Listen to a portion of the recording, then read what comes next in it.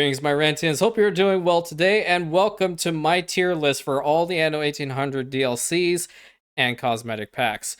Before we start, I just wanted to mention, if anybody's new here, thank you so much for clicking on the video. If you would like to check out the channel, by all means, please do so. If you'd like to take it one step further, do know I'll be quite penetrated by your kindness, because I'm very active and really want to build this community even further, and I would love for you to be a part of it. If you'd like to join the Discord, the link is also in the description, along with the main channel page. There is also an Instagram if you'd like to take a look-see at it in the same locations. So, before we get into anything else, I do want to mention that these are all my opinions when it comes to these particular DLCs and cosmetic packs.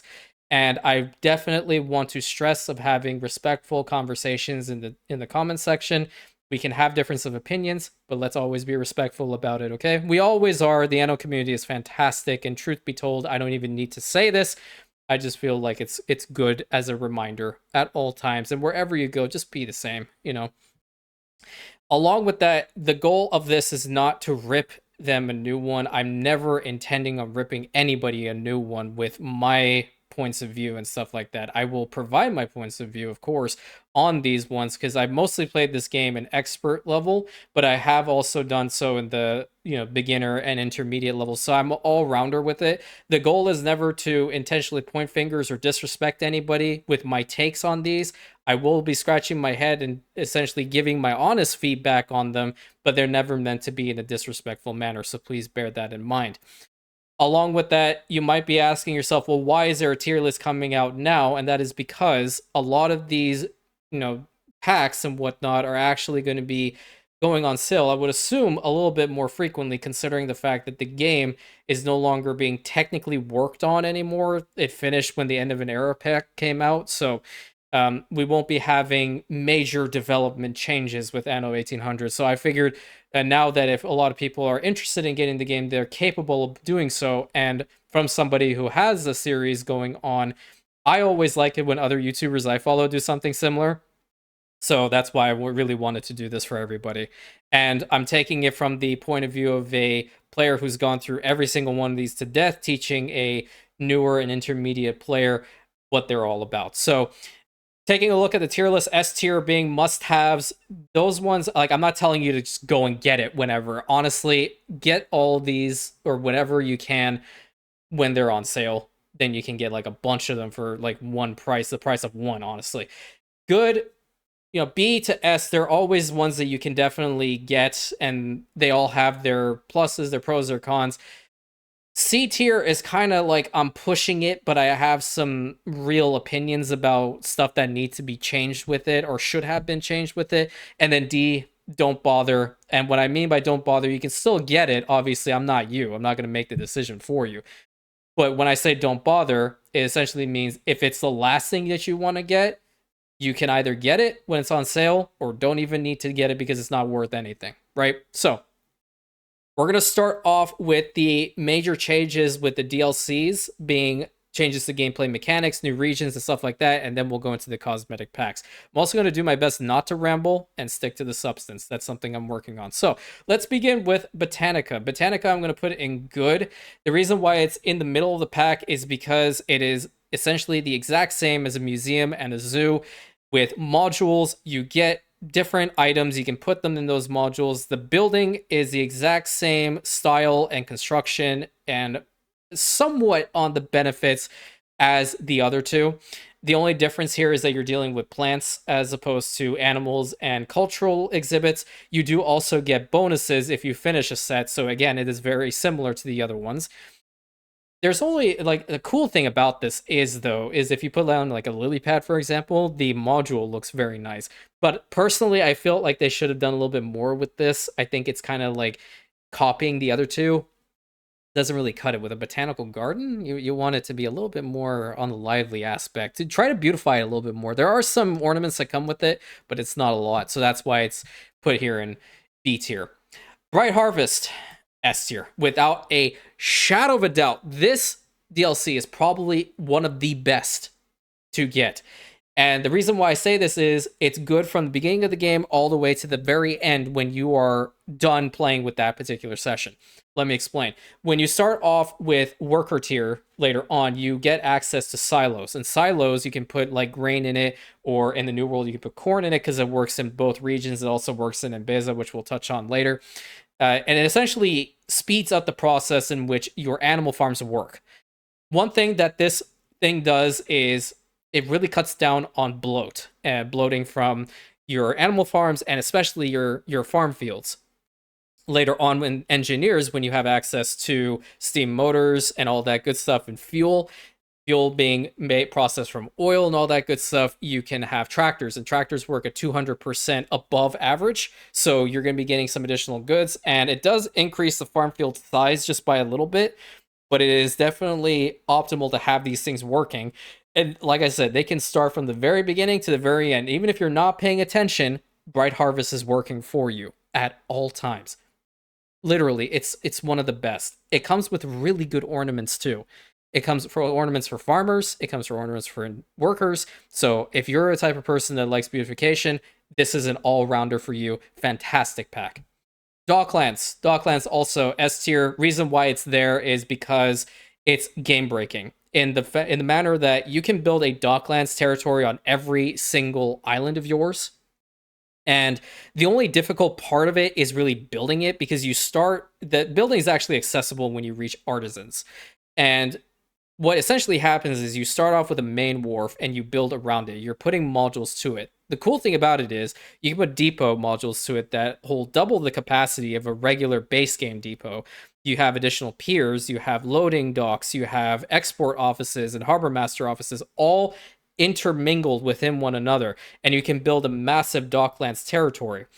The cool thing about this is that when you put more and more resources into it, you get a better returns. For example, let's say you want to trade a whole bunch of advanced weapons. It's based off of a ratio system. So you start off with a common level export for that particular good and work up the chain. Oh, look, Overwatch had an update. Small indie company, by the way. And you make it all the way up to legendary export. Once you have it there, or even at rare, you're going to be getting so many resources in from this Docklands. It's crazy. You put it in, and let's say you want to have a whole bunch of coal come in, you can trade your advanced weapons for coal. You only need like 50, and the return is going to be at like 5,000 coal coming in. It's game breaking. That's why having one on every single island, it works not only for the attractiveness bonus that you get from connecting the modules to one another, but also through the incredible import-export mechanic. Additionally, with that, it does come with a pretty okay storyline, but truth be told, you're not really getting this for the storyline, you're getting it for the reward, being the schematics for a world-class reefer steamship, which is the fastest steamship that you can get to trade between regions. 200% on open seas travel. Very, very good. The world-class reefer. Expensive, but very, very good. High Life. High Life brings in skyscrapers for engineers and investors. It is definitely late game oriented. It involves a very, very interesting storyline. I actually like this one. I think Donnie is hilarious. But building the Skyline Tower, which is technically the tallest tower in the game, is really fun to me. And the storyline associated with it just makes it like, oh my god, like I feel like it's a brand new campaign. You start this game as a campaign to an extent, and this just enhances it. It brings in some department stores, some drugstores, furniture stores, and those help out with just overall consumption needs. And as you build up, your citizen tiers are actually going to want those buildings and new productions that come from it. So altogether, it is a pretty decent pack. The only issue is why it's not S tier. Obviously, you can't put everything up there. You do have skyscraper maintenance, so that is something that you have to be mindful of. You do also have to provide a lot of resources to them. It is definitely on the more difficult side of things. Additionally, with that, when you do upgrade into a skyscraper, if you do have a building skin active for an engineer or an investor, it goes away because the only thing you can customize, and it turns into the base game colors, what you only can customize are the structure of the building, and that's done through panels. So it kind of sucks with that one, because if you have some skins and you get rid of them, it is what it is, Altogether, it's a nice pack, really cool story. You can build one skyline tower on every single one of your islands, no more, and you can customize it however you see fit based off of the storyline. Very, very good one. Very funny. I laughed a lot during it. Seeds of Change, I'm putting it in A tier. This might make a couple of you scratch your head and be like, whoa, wait a minute, because haciendas are pretty powerful. Let me tell you. On the whole, Preparation H feels good. I really wish I could have seen your face right now. Get it? Because it's hacienda starts with an H. No, if you get that reference, put it in the comment section and I will love you for all of eternity. But moving on to the main subject at hand, the reason why I'm putting haciendas and Seeds of Change into A tier is I personally do not agree with certain design decisions that were put behind it. The parts that I do really like is the fact that first you can have a hacienda on every single one of your New World islands, and this is New World specific. And it does come with a radius to it, which I'll talk about in a moment. It does have its own quarters for your citizens, but do note that those ones are static quarters. So if you build an Obrera quarter, you're only going to have them be at Obreras unless you demolish it in favor of either, downgrading it to Honaderos, or if you want to upgrade it into Artistas. They do require additional goods when it comes to that. They're not too difficult, but at the same time, it is kind of just like, well, you're not providing me with a lot more people, but you're telling me I have to do more work for them. It's kind of a give a little, take a lot type deal, in my opinion. The farm fields are broken. The farm fields are incredibly broken. The fact that you can completely negate an island's fertility for them is insane. Decent ornaments as well when it comes from Seeds of Change. Not a lot, but nothing too minimal to scoff at. A decent amount of paving streets, because you do also have hacienda streets and paving, and that's both at the same value of 999 to start. Do note that you cannot run train tracks through them. There are mods that change that because the modern community is incredibly awesome. Base game, on the other hand, because that's what we're talking about, that does not happen. With regards to the main features, though, the Hacienda Fertilizer Works is insanely good because fertilizer helps every single one of your farm fields. You can spread it literally everywhere with the airships, and there's a voice line in the game that makes fun of you for wanting to do that. You put down the fertilizer works around animal farms, and based off of the speed of the animal farms is also how fast that thing's going to produce, because it's like one dung in 3 tons, 1 in 3 is the cycle. So you want to make sure you have a decent amount of those, because you can send it to the Old World, Cape Trelawney, Imbeza, keep it in the New World, all that good stuff. The other thing that one's a little bit wonky with the timers, though. So might be mindful of that. Plus, you're going to need steam motors, so you're looking at engineers when you're going to be actually getting some fertilizer silos. The other thing that I find intriguing with Seeds of Change is why they added a negative attractiveness penalty with the breweries. And if you were to look at the building, it actually looks nice. I want to assume that they took it from the approach of this is a more industrial type building, but it really looks nice. They really put a lot of flavor into it. I'm not entirely certain why the negative penalty is in there, but do know that that is one of the reasons why it's an A tier and not an S tier. Empire of the Skies, I put it in B tier. I love the airships. I hate the mail system. I love the commuter piers. I hate the mail system. Did I mention I hate the mail system? It's not for the fact that I don't understand it. I find it to be tedious, okay? Understanding it to start off is just kind of like, is there any way I can boost this? Not really. It's just there. Here's how it works. You need to have a whole bunch of little producer islands. You have local, regional, and overseas mail. They do what they're implied, right? But with this whole thing, it comes with a new trade route saying air mail travel, which you can only trade mail via an airship. And it does offer a decent amount of airships into the game, specifically the Zephyr class, which is my favorite. Along with that, the commuter piers are insanely important. That is what this comes down to. So I'll actually put this like right in front of Botanica, which is like bordering on A tier, really. Mostly just for the commuter piers. The New World really needed it, and it's fantastic. The mail system is essentially you produce a whole bunch of local mail. When you trade it to another island, that becomes regional mail. then you can take local mail from that one place and then ship it overseas, and it instantly turns into overseas mail once it arrives at its destination.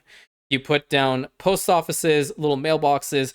The more citizens you have around, the faster mail you can get. You can essentially get mail every second if you have enough people around them.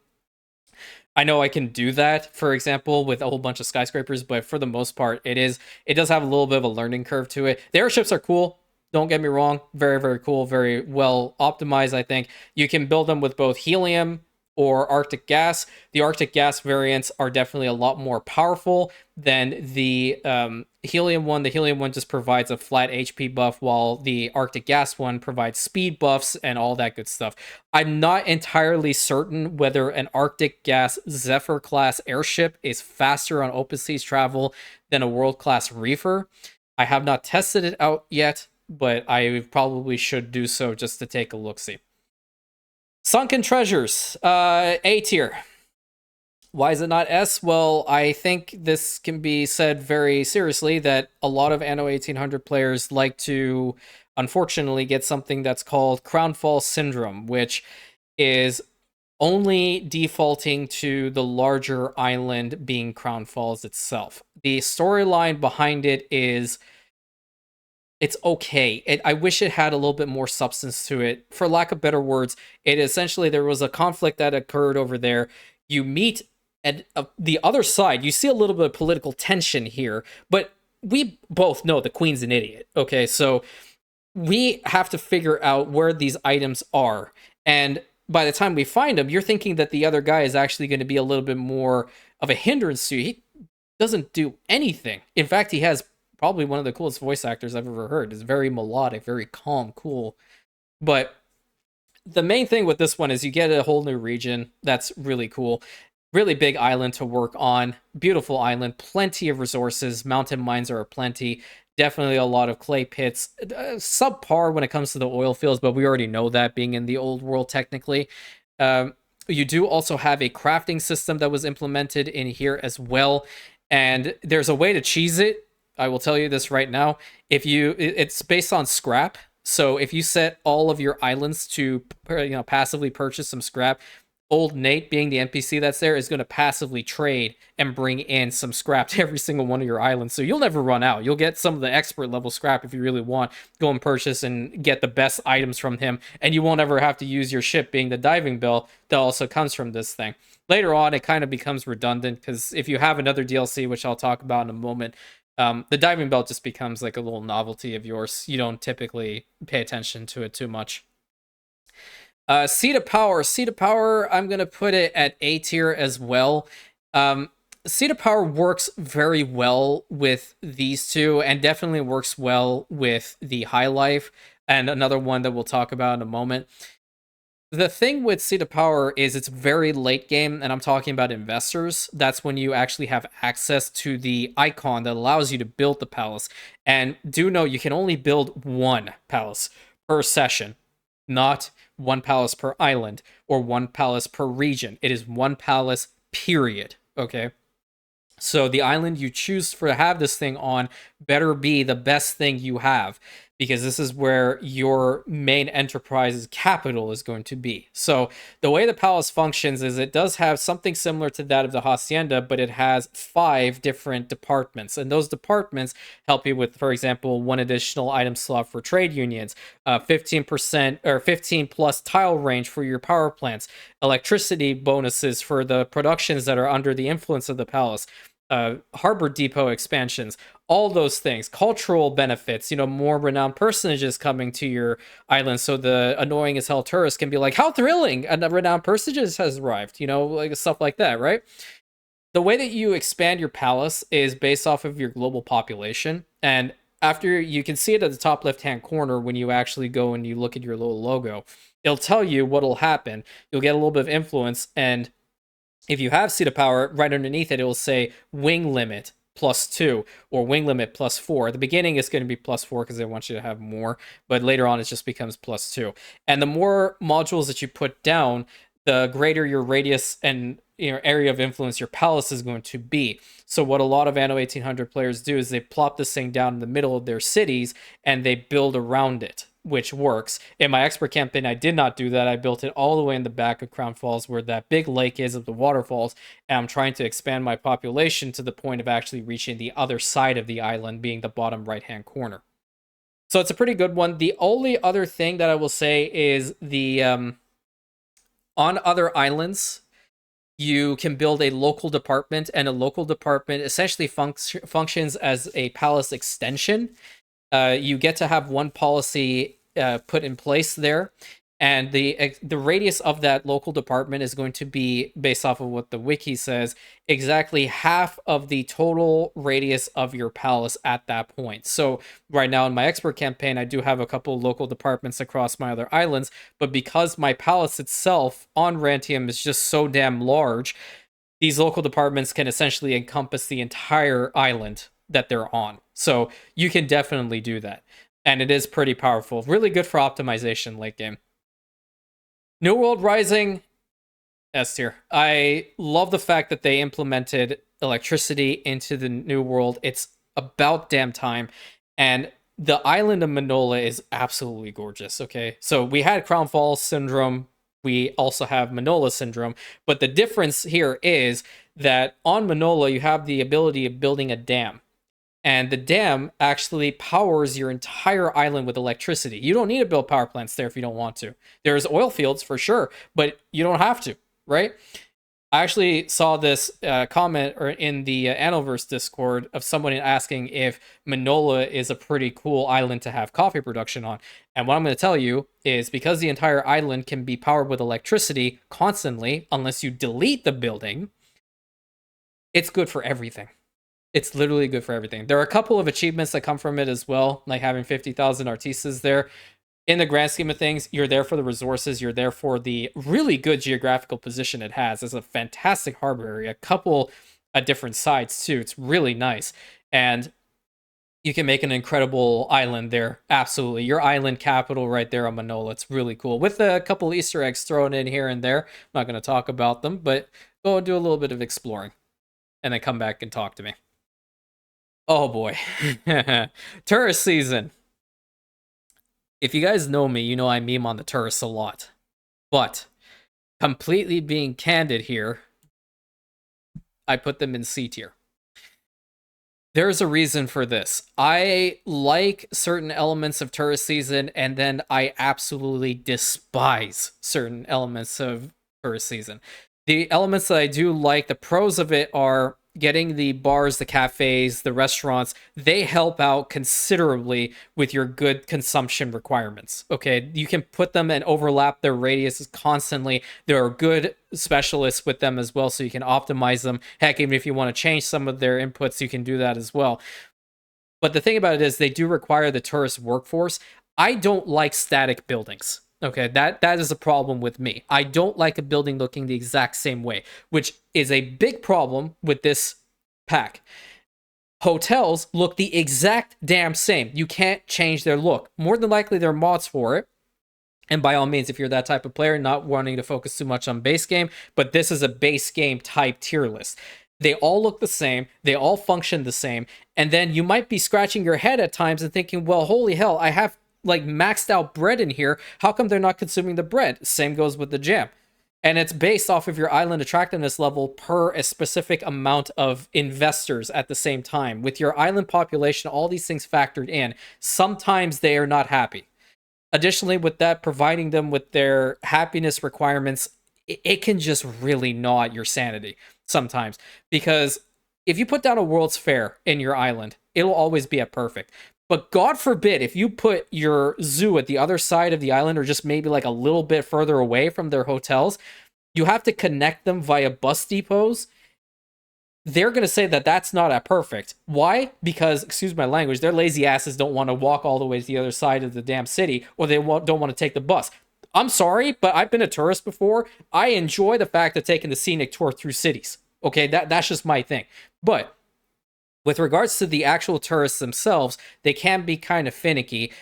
They do bring in a couple of other production chains, like you can produce lemonade in a chemical factory, which I think is absolutely gross. I don't like lemonade at all, but that's besides the point. Tourists, additionally, will benefit from the palace. They will benefit from high life type stuff that will definitely benefit from the botanical garden.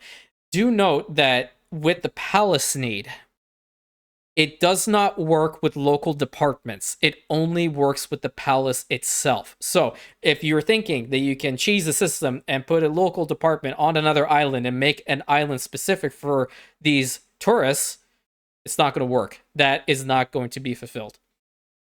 Additionally to that, I would assume there are people that make hotel related islands, and that's totally fine. But the thing about it is, you can't share its workforce, not that I'm aware of. And your restaurants, all those things, they're going to actually require you to have tourists manning them.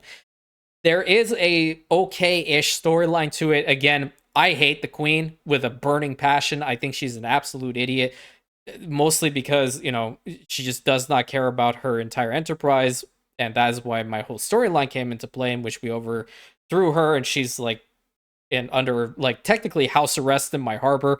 But as far as the story is concerned, you do get the Iron Tower, which is a really cool monument. Does also offer a decent bonus. You can put a bunch of tourists in there and extend its radius, and it also does help out with some good consumption requirements. So, oh, the passage. Oh, where am I going to put you? Same spot. Um, the passage is definitely the most advanced of all the DLCs, in my opinion. Mostly because I like to consider this region to be a resource suck. The citizen tiers from here are explorers and technicians. You primarily go up here. There is a storyline associated with it. The storyline is kind of cool. I'm not going to rip on the storyline, nor was I planning on it. But the region, on the other hand, is very difficult to navigate. You need to bring in resources from the new world. You need to bring resources from the old world. Like, for example, in my campaign, I had to literally set island specific to producing enough coal for the heaters up there, and the heaters don't go too far. If they don't have heat to the buildings, they don't work. And something that I've noticed, it's not only on expert level difficulty, because I've actually tested this before. Your people get sick very, very quickly. And the mechanic is different. You have the base need, and then you have a hot-cold mechanic. The warmer that they are, I should say warm and cold, the warmer that they are, the more comfortable that they are, the less that they actually get sick. And you have Arctic lodges and whatnot that actually help out with that. But the way that they actually don't get sick are, for example, bringing in coffee, bringing in, shoot, you can bring in schnapps, beef type related items, stuff that are kind of what you want to hold out for investors and engineers and whatnot, but you're bringing it up here. The benefits of being up in the Arctic are you can extract Arctic gas, and that is a real undertaking. That is an advanced level undertaking. The reason for that is the islands, or rather, I should say, the glaciers that those are present on are not accessible via ships. You have to build airships. This came out before Empire of the Skies, so this was a lot more difficult to manage, but through the storyline, it prompts you to actually build a Boreas class airship, which was the first one in the game.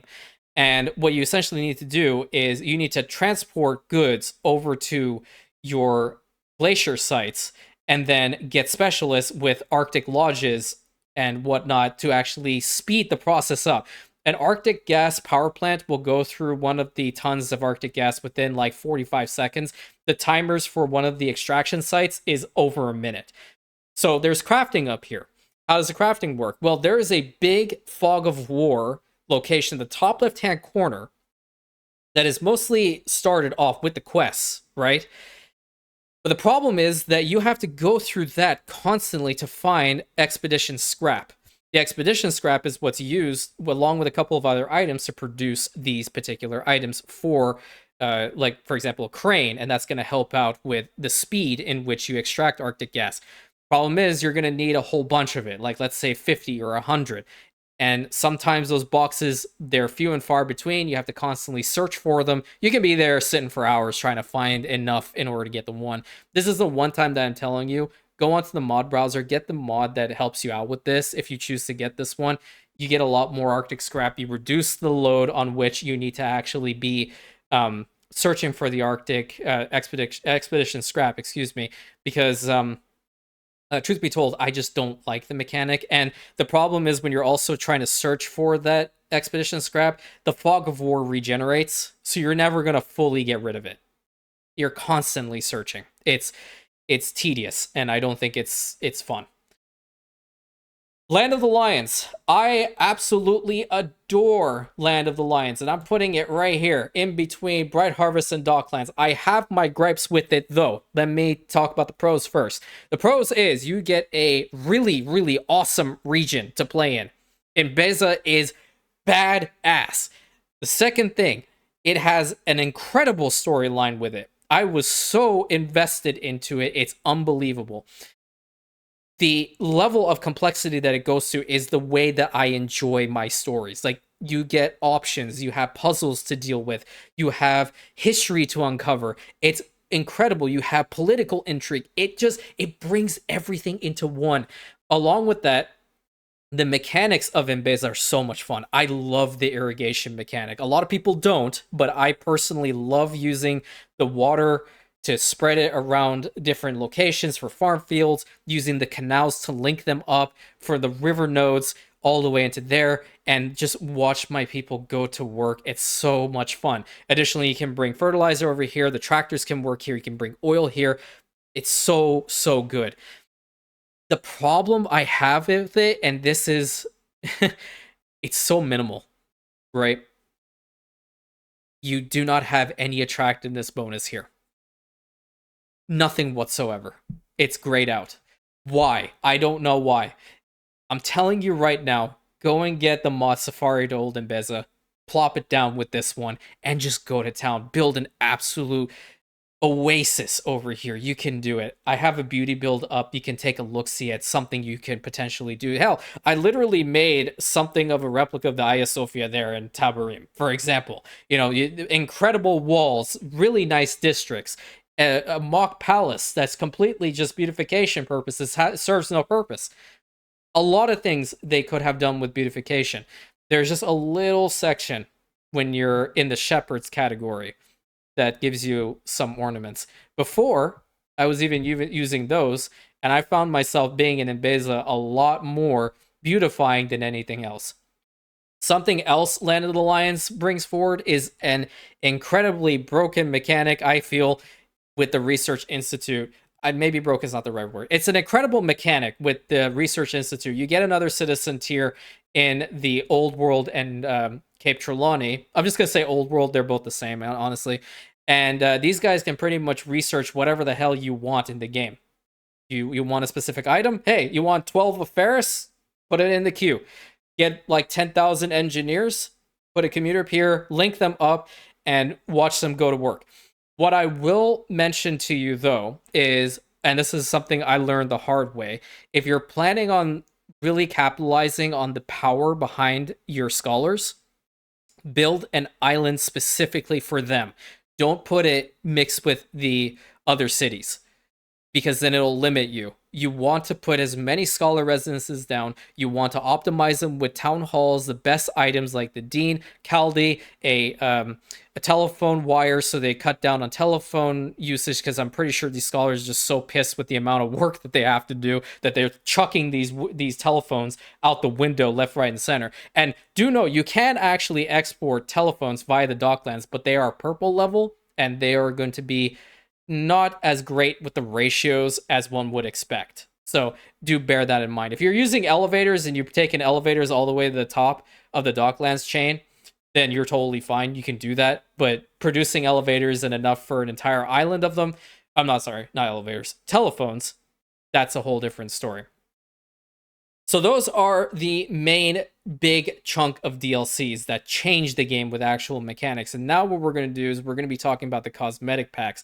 And I'm not going to be going too much into these because this is a lot of whether you are a beautification type player or not.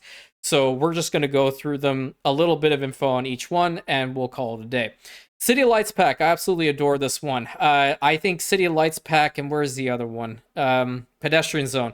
These two, they should have been one, in my opinion. I love the canals that come from Pedestrian Zone. I love the flare that comes from the City Lights pack. Those individual City Lights booths, they light up your city at night. It's gorgeous.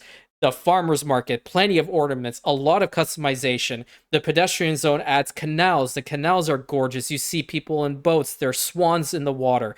You can even have sewers. The sewers you can use for like your industrial quarter, in which the remaining waste is being flooded into the sewers. There's a lot you can do with it. There's a lot of beautification possibilities. These two are absolutely incredible. Reason why they're not an S tier, they're a cosmetic pack. I don't think I'm going to be putting anything up in here. They're not absolutely essential. They're not going to be groundbreaking with your game. So I think A tier is probably going to be the highest that I put these things in. Dragon Garden pack, I don't personally have this one, but I've seen enough of it to tell you that it is very on the linear side. It's very pretty, okay, and I probably will get it just to be completely transparent. It is paying homage a lot to the Imperial East. We don't know much about it, but I am looking forward very much to the New Horizons the New Horizons mod, which you guys who have been working on it, if you come up to this video and you see it, you guys are incredible. Okay, absolutely incredible. I can't wait for that mod. Truthfully, I can't wait for it. I have not blinked a single time since I started talking about it. Eldritch Pack. Eldritch Pack is pretty fun. I'm going to put it in B tier, mostly because it offers a very spoopy, scary vibe to your cities. I like it. I had a failed storyline with it. We're not going to talk about that. But at nighttime, if you change your worker homes and your artisan homes to the Eldritch type pack home, you will notice a very eerie fog over the land. It's very cool. I like it. So you can make a really cool settlement at nighttime and keep it at nighttime for as long as you want. It does also change a couple of other building skins, which is nice. For example, the hospital can change into an asylum, and you can have your pub have an older town vibe to it. It's very scary. It's spoopy and it's scary. It's very interesting. The ornaments that come from it, the other individual ones, they are kind of on the lower end, in my opinion. I think they should have added a little bit more to them. But let me tell you something, they move. They move at night. I legitimately got scared. Okay, I don't do scary things, so I was taking a first person point of view through it. And if you guys don't know what that keybind is Control Shift R to go down to first person. And one of these trees just came and whacked me right in the head. And I was just like, I screamed, I ran. So it's kind of cool. Some of the statues move as well. It's really, really nice to see. Fiesta Pack is very lively. It works very well with New World Rising. Kind of on the lower end with the amount of stuff that's in the pack, but the vibrancy of the pack I appreciate, and it works very well with enhancing the beauty of your New World locations. You can also put in Old World. There is a skin for your marketplace, which these guys also do provide. So you can definitely incorporate a little bit of that into this and call it a day. Industrial Zone Pack. I'm putting it at B. By itself, it's definitely at B. Coupled with Bright Harvest, it's at A. Now, let me explain what I mean by that. Industrial Zone Pack primarily deals with trains. It has a lot of train-based ornaments to it, and it does also have some additional like construction type vibe to it. It's very nice. It's a good mixture of both. But the problem is it doesn't come with actual ornamental trains. It comes with a lot of stuff for trains, but no actual trains. That's why like there are mods that have ornamental trains that you can definitely couple with this.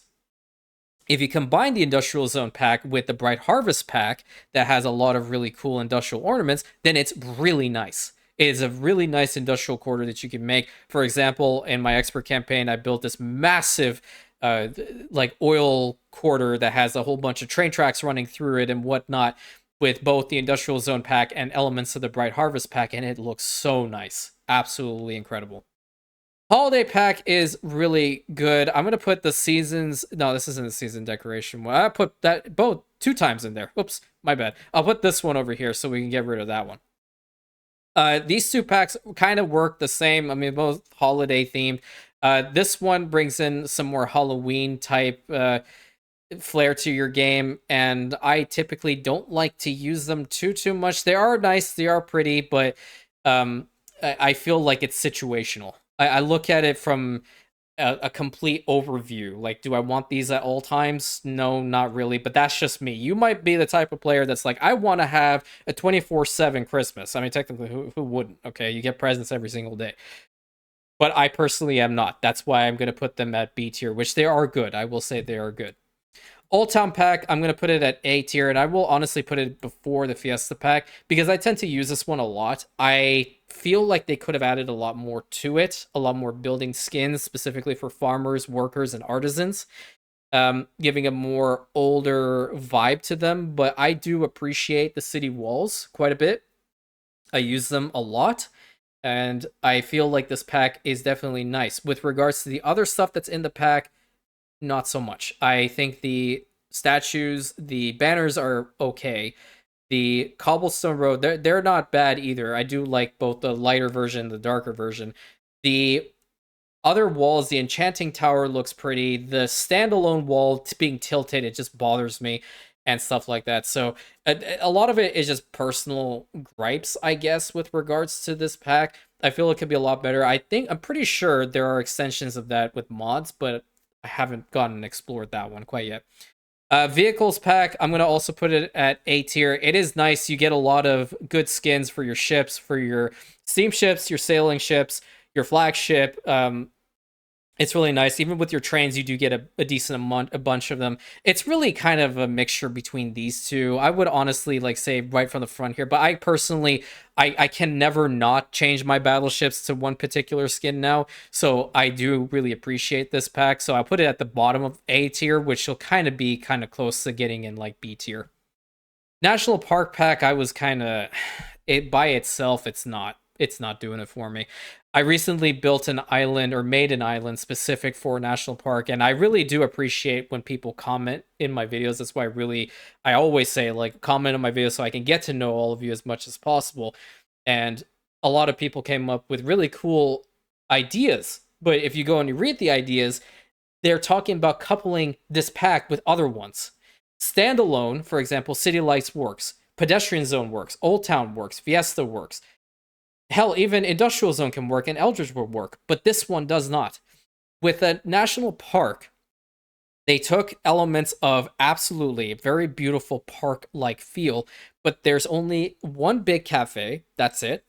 There's only one trail road. I would have personally appreciated a little bit more with regards to the trails and like some souvenir shops. You would get souvenir shops through the tourist season, for example. You can mix these two together because you do get some decent ornaments from the tourist season. That's one thing that I forgot to mention. But standalone national park, it didn't really tickle my fancy, unfortunately. Vibrant cities, I'm also going to put up here into A tier. You can customize them from farmers up until investors, but do realize that if you choose to upgrade the engineers and the investors up to skyscrapers, you're going to lose the skins that come from the vibrant pack. But it's really nice. Like, so the buildings are not going to all look the same, not going to have the same color, not going to have the same appeal, and you can just mix and match. It's really fun. Makes your cities exactly what it says, vibrant, more vibrant. That's what you like to see, right? It's pretty. Amusement packs, I'm going to put it here. I feel like they could have added more to this one. There are two rides in it, one roller coaster, one Ferris wheel. I'm pretty sure there's a carousel with the holiday pack. I don't remember. I have to look that up again. But the amusement park pack, it only has 2 rows of ornaments. There should have definitely been a lot more. Some of them are overlapping with the tourist season. Like you can tell they took from this and from the city lights pack over into here. That's not to say that it's not a good one. It's nice that you can actually go into first person and ride them. That's a lot of fun. It is literally, they look the exact same, they function the exact same. You find some random person you've never met before right next to you, exactly at an amusement park. Don't talk to strangers. Oh boy. I'm gonna try to phrase this the best way I can. It's not good. No. Steampunk pack is not good. I'm sorry. And this one, it hurts real deep because I love the steampunk vibe so much. And the fact that this pack is just not up to snuff, it hurts even more. Let me explain. First of all, you barely get a lot of ornaments to build with. You get pipe networks, you get a series of little ornaments like clocks and TVs. You have a spa, which is a decent size ornament. You also have I'm not sure like Eva Porter or something like that. I don't remember her name, but the tiles are all blue. They don't really fit in if you have a vibe going already with your island. It's very difficult to beautify an island with the steampunk pack because there's just not a lot. There's only like one cool one, I think. It's like an elevator. It goes from one side of the road to the other side of the road, like a little bridge. Instead of walking, you sit in a little seat, takes you up, and it slides you over and brings you back down. You can't ride it, which sucks. But the thing that upsets me the most is that the building skins are only for investors. The engineers should have had this. They should have had this. Along with that, everything you put down makes noise. It's so damn loud. There are gears working everywhere. And that is because on like pretty much every single investor home, there is an automated garden at the top sprinkling water constantly. The spa, it is constantly working with the pistons. I understand it's a steampunk vibe. I get it. But if you have it, there should be a little icon that says turn off all steampunk sounds, because this literally took my game from being at around, I don't know, 45 to 50 with the sound effects, the background sound effects, to like 15. So I don't hear it. And when I was working on Ditchwater, which is my steampunk city, I could barely even hear myself think. That's how loud it is. And you can still hear it. I put down one spa in Rantium. I still can hear it. Even when I'm like not even that close to it, it's still sounding in my ear at 15 on the sound effects volume. It's too much. Pirate Cove pack. I'm gonna put this before. I'm sorry, should have gone here before the steampunk pack. I also found this to be a bit of a disappointment. Yeah, it does provide a building skin for the farmers and the Honaderos. That's fine. It actually looks nice. It's like they took a ship, they deconstructed it, and they turned it into a home. It looks cool. The ornaments that come from it, the red herring, which is I guess it's like a bar or something. I don't think that should have been an ornament. I think that should have been a cosmetic change for a pub. I think that would have been a lot more impactful, considering how a pub is something that farmers would want. But the red herring is just an ornament you plop down. Some of the other stuff, like you have the sand effect again, that's fine. You do have a couple cool ornaments, like there's a lookout tower that's kind of cool. You have cannons. The cannons are nice. But the other stuff, there's just nothing that really is like, wow, this is so cool. It kind of just exists. The pirate skin for the ships of the line, I don't know how many of you guys have played Warhammer 2 and 3, but they're very much like Loki Fellheart's colors for the Dark Elves. You know, if you ever played that game, that go and play one match of him, and that's literally what the skin colors are. I consider the pirate ships that are already in base game to be a lot more menacing, being jet black and more impactful. You can, that like an argument can be made that you can go ahead and change the skin for a pirate ship with a line to the one here, but I'm going to be honest with you, it's not going to make much of a difference. In fact, you just become a little bit more vibrant. It's very bright. It's green, yellow, golden. It's like one of La Corona's ships. If you played Seasons of Silver scenario, it's like one of Vasco's ships, pretty much. And finishing out with End of an Era. I like this one. I'm going to put it at B tier. I find it difficult to put it in my islands at the moment because I'm pretty much really, really far into late game. So, some of them are already pre-established with channel lore and all that good stuff. But I will admit, this one definitely, it's an upgrade from Steampunk, allowing you to have a lot more customization options. Giving the engineers another building skin is fantastic. I love that. The investors too, they have another building skin. I personally would have said that every single home needed one, but that's me pushing it a little bit. Overall, it's a nice pack. It can go a long way. It has an auditorium. It's very funny. You can it. Oh my god, I laughed when I saw Carl in the tutu. That's just too funny. But yeah, overall, this is my position when it comes to every single one of the DLCs and cosmetic packs in Anno 1800. Please let me know what you guys think. I'm always very curious on hearing everyone's different opinions. I always appreciate everyone's opinions. And I hopefully you found this informative. Again, if you're wondering why this is coming out now, number one, I'm late to the game. I know. I started last year. Actually, getting close to a year that this channel has been going. So that's why this is coming out now. And now that we actually have everything and they're not going to be producing anything to our knowledge with regards to the game, I figured this tier list was very, very good. If this one actually works out well, then I will consider making other tier lists for the game on, like, for example, the ships, for building chains, and specialists, for example, and we can take it from there. So I hope you guys enjoyed, learned something. Please consider like, commenting, subscribing, hitting that bell button, sharing it with your friends, and I'll catch you in the next episode, my Rantians.